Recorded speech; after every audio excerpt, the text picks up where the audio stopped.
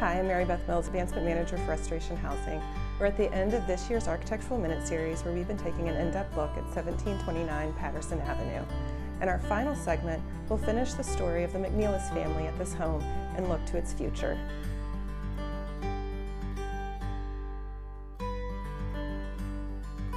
By the mid-1920s, things were beginning to change on Patterson Avenue. The way of life 1729 was designed for was quickly falling by the wayside.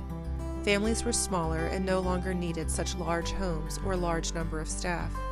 The close proximity of West End to heavy industry and those of differing socioeconomic and racial backgrounds also encouraged the flight of wealthy white residents to newly developed suburbs and bucolic settings accessed only by automobiles.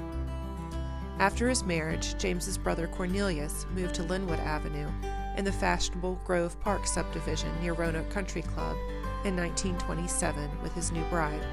But James and Cornelius were not to see the way these changes marked the decline of Patterson Avenue. Sadly, James as well as his brother Cornelius were afflicted with tuberculosis and died relatively young. Having never married, James left his property equally between his surviving siblings and two nieces.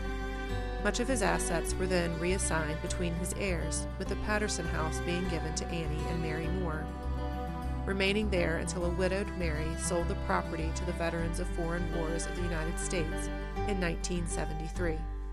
Since that time, 1729 Patterson Avenue has served as a home for many different groups, from veterans to formerly incarcerated women, and now mothers with substance use disorder and their infants, as we pass the keys to our nonprofit tenant, the Grove on Patterson, to fulfill this mission-driven work.